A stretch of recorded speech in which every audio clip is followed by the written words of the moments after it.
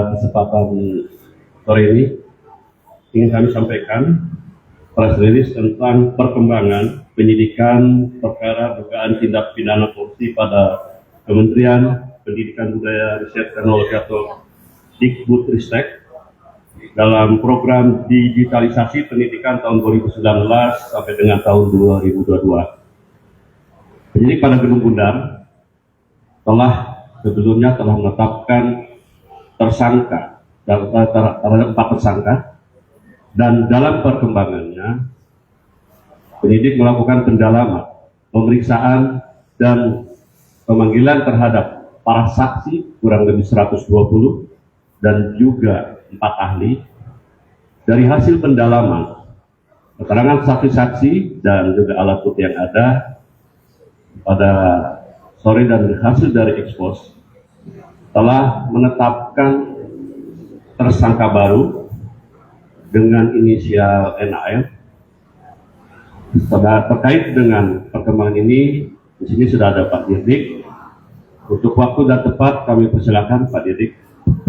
Habis Menlu yang saya hormati rekan-rekan media semuanya.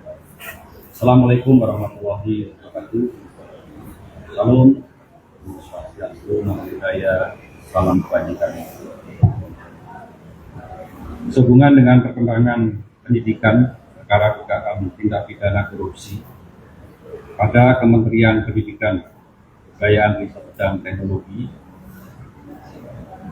dalam program digitalisasi pendidikan tahun 2019 sampai dengan tahun 2022, dapat kami sampaikan bahwa berdasarkan hasil pemeriksaan dan alat bukti, yaitu berupa keterangan saksi, ahli, petunjuk, dan surat, serta barang bukti yang telah diterima atau diperoleh tim penyidik pada Jampisus, pada hari ini kembali menetapkan 1 orang tersangka dengan inisial NAM selaku Menteri Pendidikan, Kebudayaan, Riset dan Teknologi Republik Indonesia periode tahun 2019-2024. Perbuatan yang dilakukan oleh tersangka NAM antara lain yaitu pada bulan Februari 2020, NAM yang saat itu menjabat sebagai Menteri Pendidikan dan Kebudayaan, Riset dan Teknologi melakukan pertemuan dengan pihak dari Google Indonesia dalam rangka membicarakan mengenai produk dari Google, yaitu dalam program Google for Education dengan menggunakan Chromebook yang bisa digunakan oleh kementerian, terutama kepada peserta didik. Dalam beberapa kali pertemuan yang dilakukan dengan pihak Google telah disepakati bahwa produk dari Google yaitu Chrome OS dan Chrome Device Management atau CDM akan dibuat proyek pengadaan alat teknologi informasi dan komunikasi atau TIK.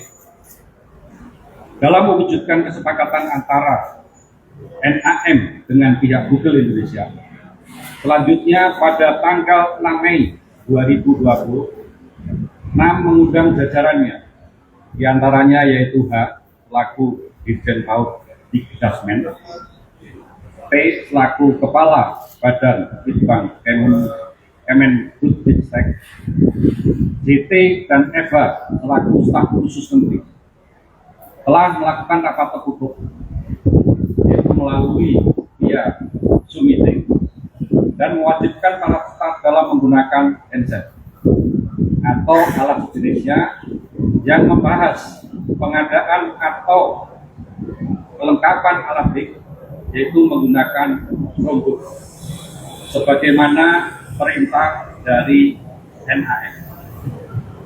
Sedangkan saat itu pengadaan alat TIK ini belum dimulai.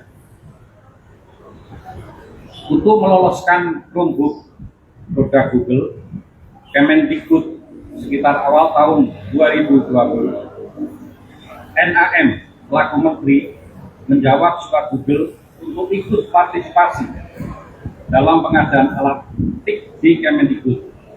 Padahal sebelumnya surat Google tersebut tidak dijawab oleh Menteri sebelumnya, yaitu ME, yang tidak merespon karena dicoba pengadaan produk tahun 2019 telah gagal dan tidak bisa dipakai untuk sekolah garis terluar atau daerah terluar tertinggal terdalam 3T.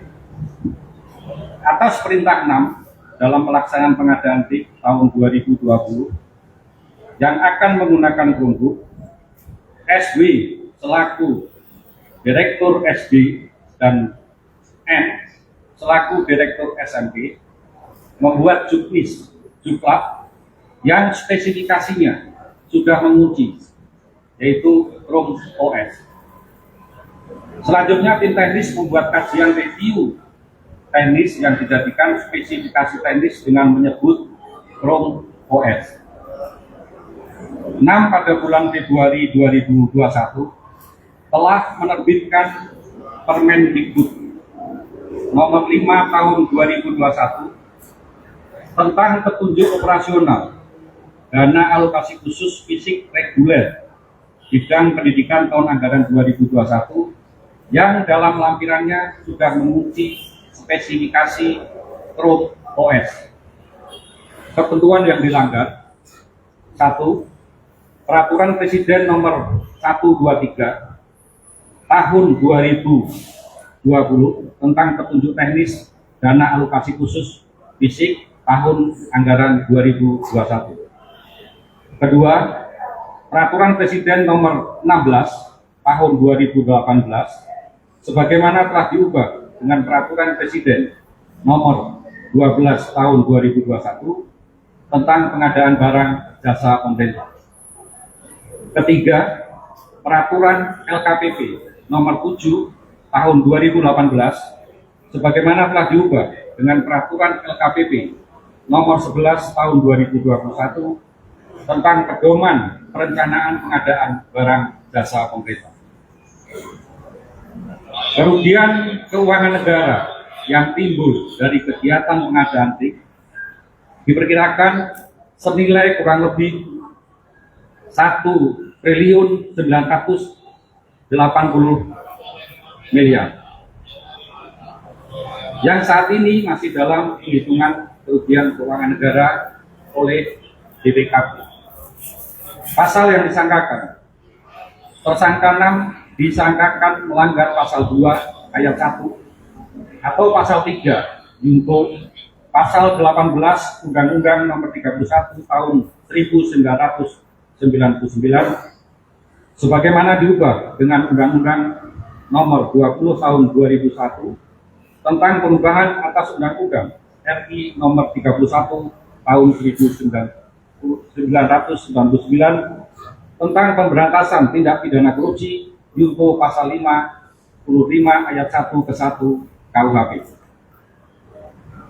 Untuk kepentingan penyidikan, tersangka NAM akan dilakukan penahanan di rutan selama 20 hari ke depan sejak hari ini tanggal 4 September 2025 bertempat di Rutan Salemba Cabang Kejaksaan Negeri Jakarta Selatan. Demikian yang dapat kami sampaikan.